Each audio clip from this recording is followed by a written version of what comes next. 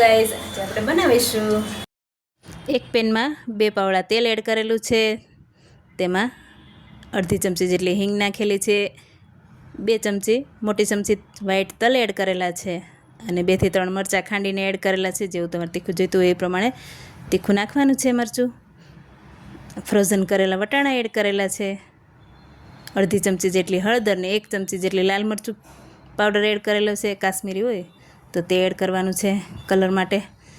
આ રીતના આપણે વટાણા થોડા પ્રેસ કરીશું એટલે થોડા મિક્સ થઈ જાય અને ગેસ ધીમો રાખવાનો છે, મરચું બળી ન જાય અને ખાસ ધ્યાન રાખવાનું છે. ગેસ ઉપરથી નીચે ઉતારી લઈશું, ઠંડુ થવા દેશું.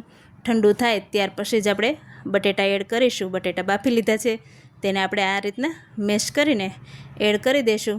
કોઈ પણ મોટા વાસણમાં લઈ લઈશું. આ રીતના આપણે એક મોટા વાસણમાં બધો મસાલો લઈ લીધો છે અને બટાકા એમાં મિક્સ કરી દીધા છે. બ્રેડ ક્રમ્સ તમારી જોડે હોય તો બ્રેડ ક્રમ્સ નકર ટોસનો ભૂકો પણ નાખી શકાય છે. અત્યારે આપણે બ્રેડ ક્રમ્સ નાખેલી છે. 2 ચમચી જેટલી વરિયાળી, 2 ચમચી જેટલી તૂટી ફૂટી, આમચૂર પાવડર 1 ચમચી, લીલા ધાણા ઝીણા કટ કરેલા નાખેલા છે, 1 ચમચી ખાંડ નાખેલી છે, સ્વાદ મુજબ મીઠું એડ કરેલું છે. બધું સારી રીતે આપણે મસાલામાં મિક્સ કરી દઈશું. એ ખાસ ધ્યાન રાખવાનું છે, બટાકા ઠંડા હોવા જોઈએ અને મસાલો ઠંડો થઈ જવો જોઈએ. ત્યાર પછી આપણે કોર્નફ્લોર એડ કરીશું. મસાલો આપણો ઢીલો રહેશે એટલા માટે થોડું બ્રેડ ક્રમ્સ અને થોડો કોર્નફ્લોર એડ કરીશું એટલે આપણે થિકનેસ બાઇન્ડિંગ સારી એવી આવી જાય એ રીતના આપણે એડ કરવાનું છે. વધારે પડતું નથી યુઝ કરવાનું. બંને માપસરનું બ્રેડ ક્રમ્સને કોર્નફ્લોર એડ કરીશું. જો આ એક વાસણમાં આપણે બ્રેડ ક્રમ્સને કોર્નફ્લોર 2 મિક્સ કરી લીધું છે અને હાર્ડ શેપનું એક મોલ્ડ લઈ લીધું છે.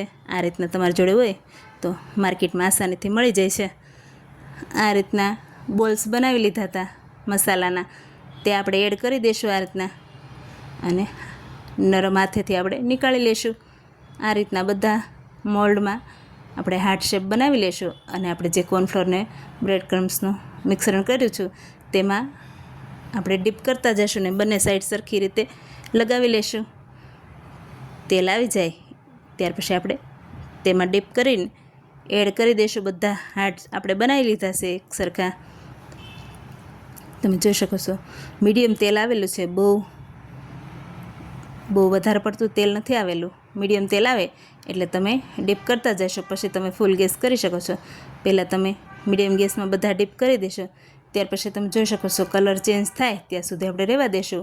ગોલ્ડન બ્રાઉન કલર થઈ જાય ત્યાર પછી આપણે એક વાસણમાં તેલ કાઢીને એક વાસણમાં લઈ લઈશું.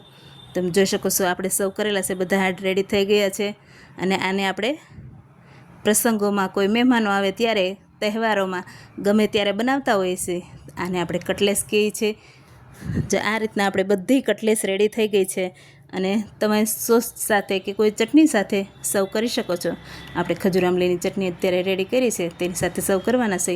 તમે જોઈ શકો છો ઉપરનું પડ એકદમ ક્રિસ્પી છે અને અંદર એટલા સોફ્ટ છે, એક પણ તૂટ્યું નથી, તેલમાં ફૂટ્યું નથી.